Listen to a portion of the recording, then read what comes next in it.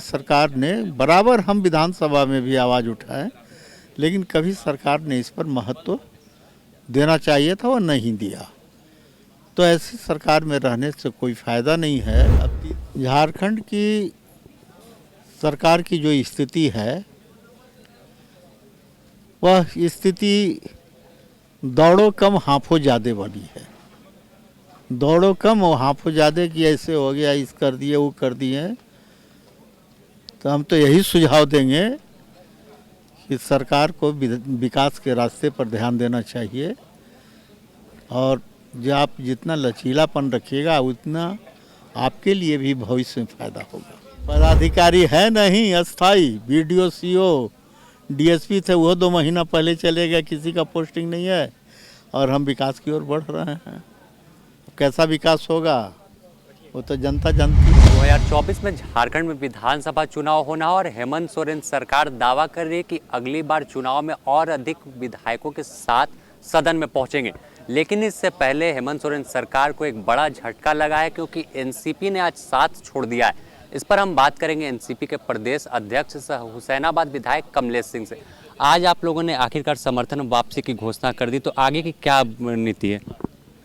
देखिए, आज हमको लाचार होकर समर्थन वापस लेना पड़ रहा है और इसलिए लेना पड़ रहा है कि हम लोग 3 साल तक बहुत उम्मीद लगा कर थे कि हुसैनाबाद हरिहरगंज को जिला घोषित किया जाएगा। 9 प्रखंड और 2 अनुमंडल मिलाकर दिया गया है, सारी प्रक्रिया पूर्ण थी। हुसैनाबाद एक अति नक्सलवाद से भरा हुआ क्षेत्र है। बराबर आए दिन अकाल का प्रकोप होता है, बेरोजगारी चरम सीमा पर है, मोटेशन की प्रक्रिया बहुत दिन से लंबित है, बालू की समय अनेकों समस्या है। लेकिन कभी ने सरकार ने बराबर हम विधानसभा में भी आवाज़ उठाए, लेकिन कभी सरकार ने इस पर महत्व देना चाहिए था और नहीं दिया।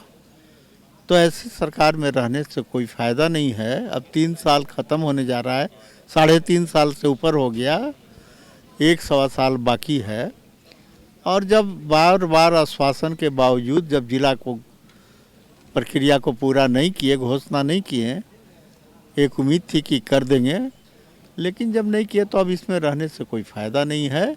और हम अपना समर्थन हमारे राष्ट्रीय अध्यक्ष अजीत पवार जी और राष्ट्रीय प्रभारी हमारे प्रफुल्ल साहब के कहने पर हम अपना सपोर्ट वापस ले रहे हैं।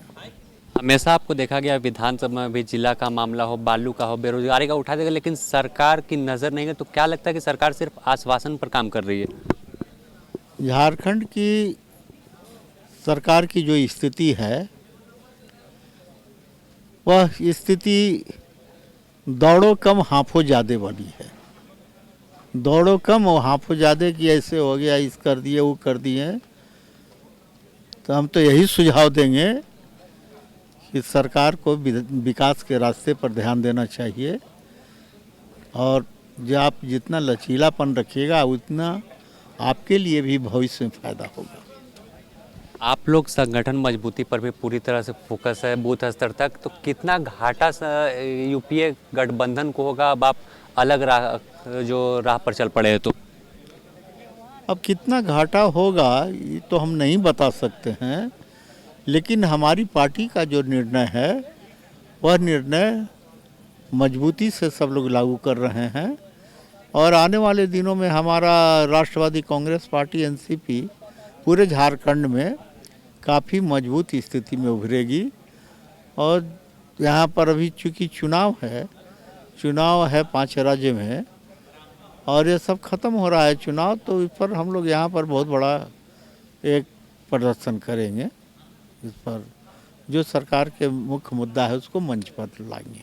अगर देखें 19 के चुनाव में पलामू में एक भी सीट यूपीए नहीं जीत पाई थी, एकमात्र आप विधायक थे जिन्होंने समर्थन दिया, तो अब वहाँ पर शून्य हो जाएगा कहीं ना कहीं। तो किस तरह से देखते हैं कि 24 में और आगे क्या कुछ होगा?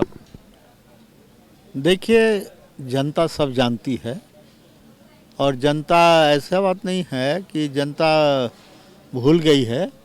सबको विकास चाहिए, कि हमारा गांव में तेज़ी से सभी साधन उपलब्ध हो, विकास आगे बढ़े।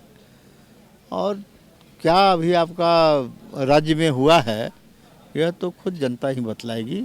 आने वाले 24 में इसका रिजल्ट सामने आ जाएगा। एक दिन पहले सीएम पलामू में थे, आप लोगों को भी आमंत्रण था, आप लोग वहाँ नदारद दिखे और इसके अलावा उनके गठबंधन राजद के लोग ही प्रदर्शन कर रहे थे और मुर्दाबाद के नारे लगा रहे थे।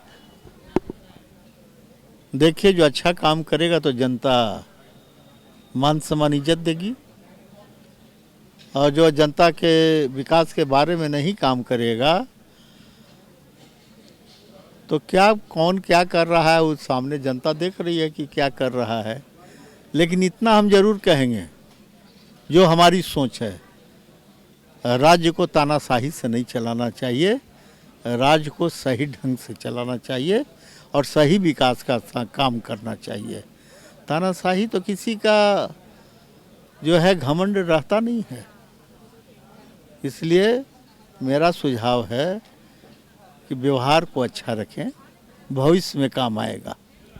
आखिरी सवाल है, जिस तरह से आपने पिछले बार प्रेस वार्ता किया था तो बीडीओ, सीओ और डीएसपी का मामला उठाया था, उसके ठीक बाद जो बचे हुए अधिकारी थे उन्हें भी वहां से हटा दिया गया और अब तक किसी को नियुक्त नहीं किया गया, तो जनता तो दर दर भटक रही है।